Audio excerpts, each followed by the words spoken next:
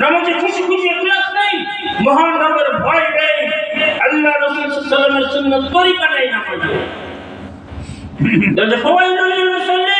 নামাজ পড়ে কিছু মুসল্লি জাহান্নামে যাবে, যাতে নামাজের বিষয়ে যাতে সার্চিং নাই। সার্চিং বোঝেন তো?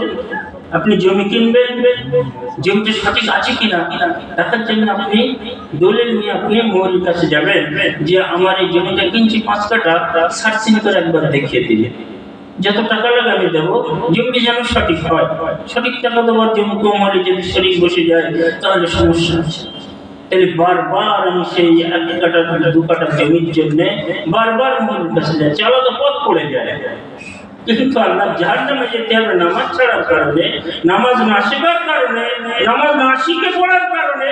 তার জন্য মৌলভীর কাছে একবার হাঁটি না, একবার বলিনি যে ইমাম সাহেব সিরা ফাতিহাটা একবার দেখুন, আমার বিষয়টা একবার দেখুন, আমার আত্মীয়তা কেমন আছে একবার দেখুন, আমার দরুদটা কেমন আছে একবার দেখুন, আমার দোয়া কুনুতটা জানা হয়নি এই মানে হালকা করে জেনেছি একবার দেখুন, বা দোয়া কুনুতটা আপনি বলুন আমাকে একটু শিখিয়ে দেন, আমি একটু শেখার চেষ্টা করি।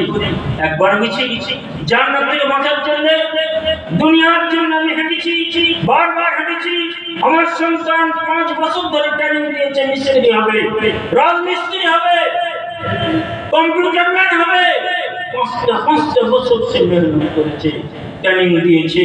আর আখিরাতের জন্য, আল্লাহর সন্তুষ্টির জন্য, জান্নাত পাওয়ার জন্য, জান্নাতের চাবি নেওয়ার জন্য নামাজের ট্রেনিং এর সন্তানকে একবার ভর্তি করলাম না, এই স্কুলে একবার ভর্তি করতে পারলাম না। কত বড় আফসোস! তাহলে 1 নম্বর কারণ কি ছিল? মুসলিম। 2 নম্বর মিসকিন।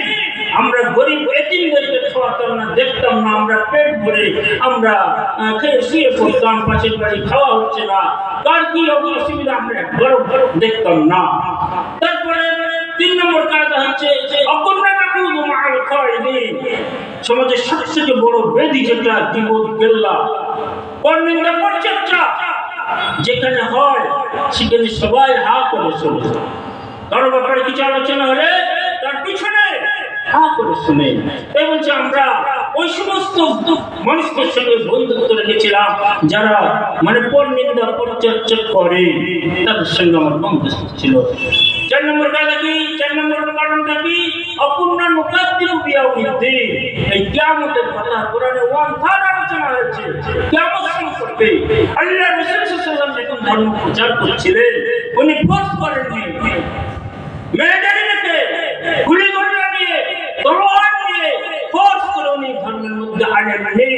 ওনার বাণী জবানি মানে মানুষের কাছে শুনিয়েছে, আখিরাতের ভয় অন্তরে ঢুকিয়েছে, যার কারণে চোর চুরি ছেড়েছে, জেনাকারী জেনা ছেড়েছে, যারা ডাকাতি তারা ডাকাত ছেড়েছে, যারা সুদখোর সুদ ছেড়েছে, শরাবখোর শরাব ছেড়েছে।